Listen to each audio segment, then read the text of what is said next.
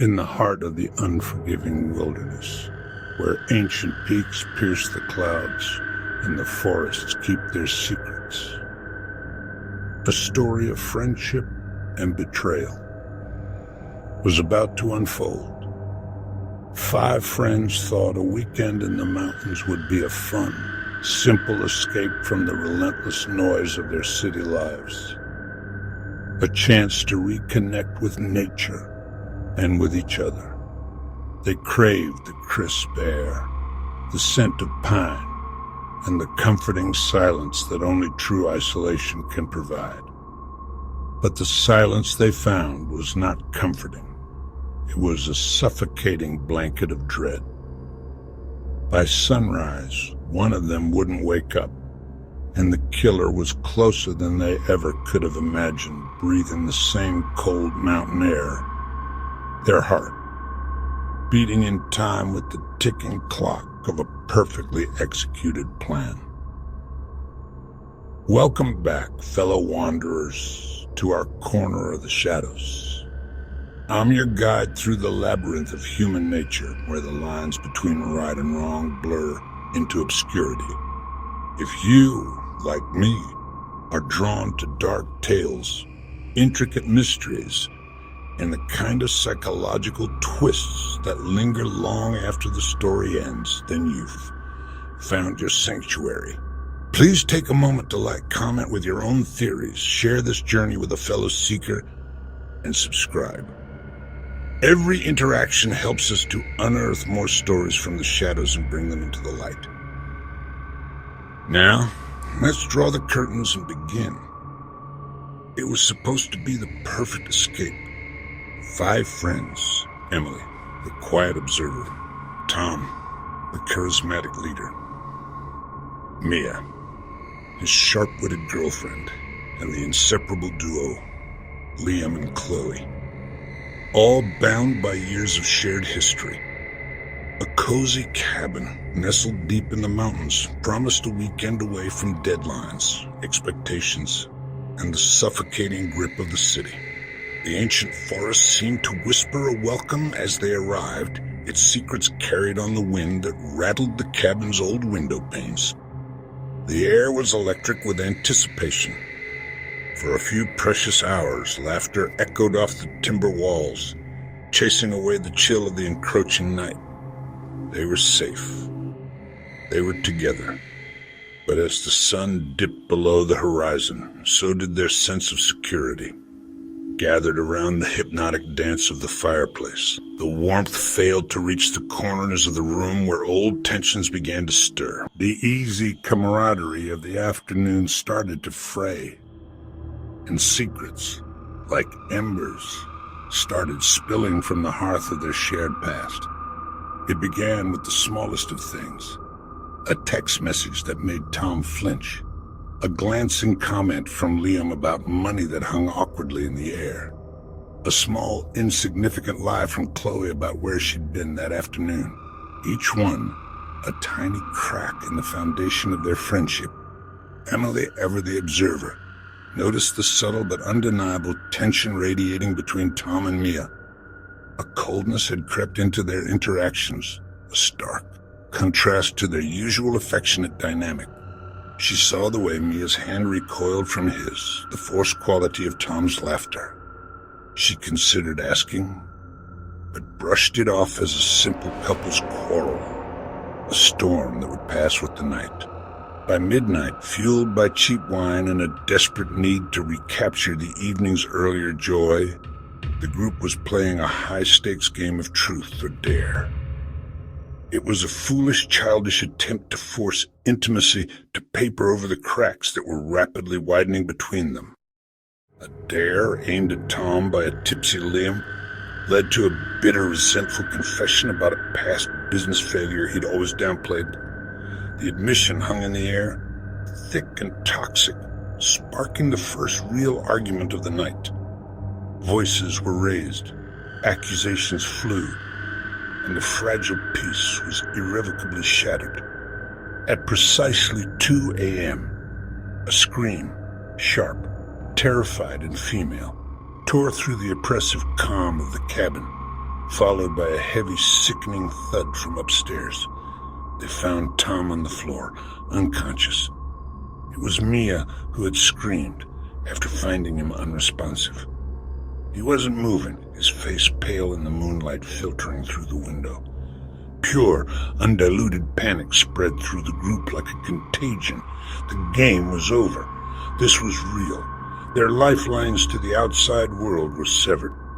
One by one, they checked their phones, a desperate ritual that yielded the same terrifying result. No signal. The mountains that had promised escape had become their prison. They were trapped, miles from the nearest town, with a storm rolling in and a dying friend on the floor. The cozy cabin now felt like a tomb. Fear, cold and absolute, consumed them. The initial shock gave way to a primal terror that clawed at their sanity. The silence was no longer empty. It was filled with unspoken questions and horrifying possibilities. And then, blame began to spread. The argument from earlier replayed in their minds, twisted and magnified by fear. You were arguing with him. Mia shrieked at Liam. You always hated his success. Liam fired back. Every glance felt like an accusation, every whisper a threat. The bonds of friendship, stretched thin by secrets, finally snapped. They were no longer friends, they were suspects. But as the initial wave of hysteria subsided, a chilling detail emerged that didn't add up. Mia swore she had to force the door open, that the bolt had been slid shut from the inside. And yet, there was no sign of how he fell. No overturned furniture, no weapon, no indication of a struggle. It was a locked room mystery, impossible and terrifying. Then Mia, desperately searching the room for any clue, any explanation, discovered it. Tucked away in a dusty potted fern, a tiny black lens stared back at her. It was a hidden security camera, and it was pointed directly at the spot where Tom had fallen. A camera that Emily, a known tech enthusiast, had brought for a time-lapse of the sunrise. They gathered around Emily's laptop, a silent, horrified jury. Every moment of their weekend, every whispered secret, every resentful glance was recorded. And as they scrolled back through the timeline, the footage revealed the shocking, unthinkable truth. Emily, quiet, unassuming Emily, had orchestrated the entire event. They watched in stunned silence as the recording showed her hours before anyone else was awake, calmly entering Tom's room and doctoring the glass off. Water on his nightstand. Why? The answer lay in a password-protected folder on her desktop. With trembling hands, Mia typed in a password she knew. The name of their childhood dog. Inside were spreadsheets, bank statements, and emails. Irrefutable proof that Tom had been secretly embezzling hundreds of thousands of dollars from a children's cancer charity they both passionately supported. She had lured him here, to this isolated place, far from his lawyers and his influence. She didn't just want to expose him. She wanted to dismantle him. She meticulously created the mystery, planting the seeds of the argument, knowing the game of truth or dare would ignite the conflict. She recorded everything, not just his confession, but the group's descent into paranoia, ensuring no one could ever doubt her version of events. The true twist wasn't just that she did it. It was how she did it. It was how she did it. Everyone, including the audience of her own recording, assumed Emily was innocent, the quiet victim swept up in the chaos. She was the perfect manipulator, hiding in plain sight. She didn't need a weapon of steel. She used fear, tension, and suspicion as her instruments.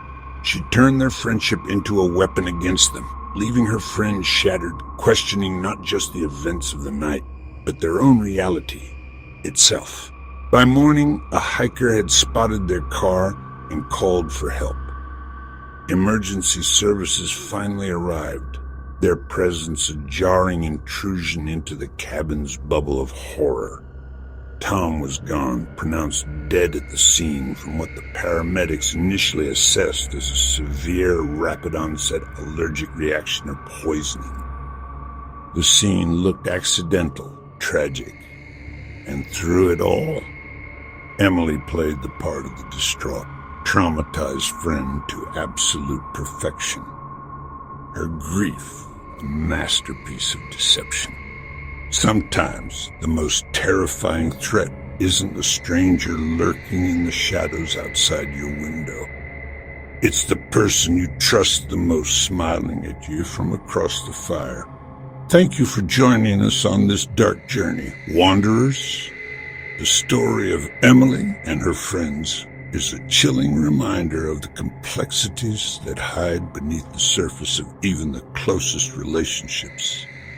If this story kept you on the edge of your seat, please show your support.